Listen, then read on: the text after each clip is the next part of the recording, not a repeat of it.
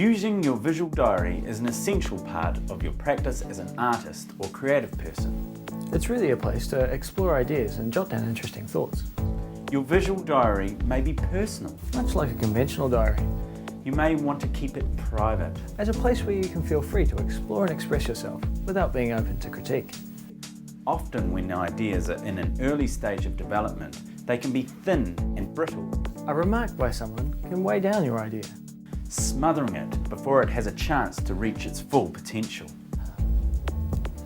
Your visual diary is a nursery for ideas, a place where ideas come to grow and evolve, and in some cases, interact with other ideas. Sometimes they may not turn into anything at all, doomed to extinction, or may lay dormant for months, even years, waiting for the vital catalyst.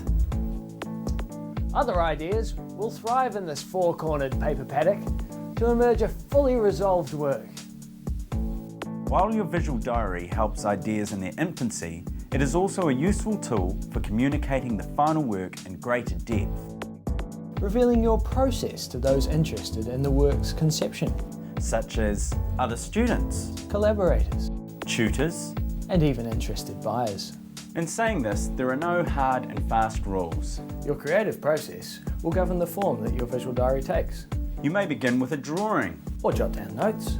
You may use collage, or collect articles. Throughout this video, we will discuss some useful ways for you to get the most out of your visual diary. And hear from some artists that use them daily. Cauldron of cartoons, cauldron of self-amusement. It's a place where you can always just draw and doodle and escape in a way. I guess it's part of my own extended bubble. So when I want to disappear from the world, I just disappear into this bubble of drawing, and you get an absolute pleasure from it.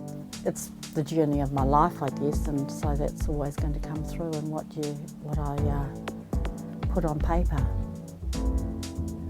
Sometimes it's a way of coming to terms with things that have been painful, or things that have been happy that I want to re-encounter. I use my visual diary as a reference book. I collect images and it becomes a library of image. So I work from my visual diary to do drawings or painting from that. The most obvious use for your visual diary is drawing out sketches and ideas. These can include planning and compositional sketches, observational and imaginative drawings, or even doodles. People use all different media in their visual diary every day.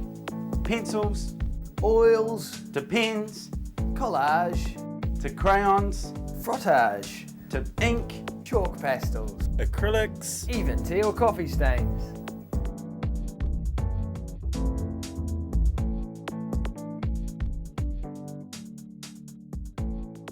I put photographs, I put postcards, rip things out of magazines that might have a nice texture. Sometimes, not in these ones so much, but in the past bits of material. If it can fit in the diary, I'll put it in.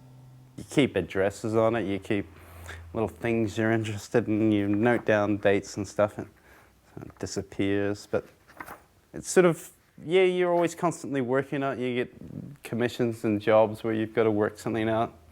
Images of faces, which I'm particularly interested in, their facial expression, movement. Sometimes I scribble alongside just to remind myself, you know, the important things that I sing in the image.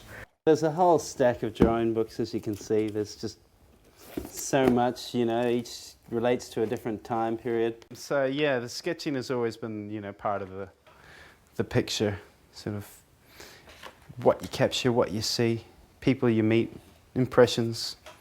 It's nice I get to travel and go back to everywhere I've been via the book. I've been On and off keeping one for about 15 years, I suppose, but not continuously. So when I started with TLC, I started to do it more consciously and conscientiously than I had in the past. Usually before that it's just been little notebooks with scribbles in that I've seen that I've liked, or something's inspired me and I've just scribbled it down. But yeah, now it's more kind of following thoughts through and bringing them to an outcome. I've been keeping a visual diary for probably about 4 or 5 years. So prior to being in TLC, I've had architectural training, so it's part of the course to keep a diary and keep all your ideas in. So I've had that experience prior to that. I found it particularly good when I was travelling because you're moving around from place to place. You want to sit and stop for a half an hour at a cafe or something like that, and you're by yourself and you know exactly you're going to be entertaining yourself mainly. So you get your coffee and you draw in your sketchbook and you see what's around you. You draw up ideas. Sometimes you're just completely drawing from your own head, and sometimes you're trying to actually capture something that you see that you find amusing or interesting. It's a good reminder of what you've done and what you've been doing at the time and how your mind worked at the time, because I do a lot of writing in my books as well. Writing in your visual diary is really important too. You may write quotes and facts, Creative writing or concepts. even dreams and goals. Sometimes writing an idea may be faster than drawing it. Anything you write in it may trigger an explosion of ideas at a later date.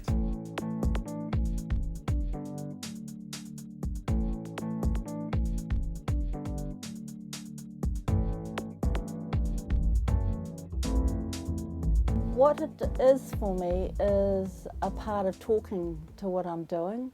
So I do a lot of writing, probably more writing than drawing or scribbling in it. You know, I'll have a thought in the night and have to get up and scribble it. But I'll put that in note form somewhere else. I've got a little wee notebook that I'll cart around and scribble stuff in, and then the next day get at it in here or wherever I'm working and then expand it. Yeah. Sometimes it's just a word. I occasionally write poems and things like that, just things that come into my head, and they don't necessarily have to sort of make sense, but it's always a nice idea for future reference.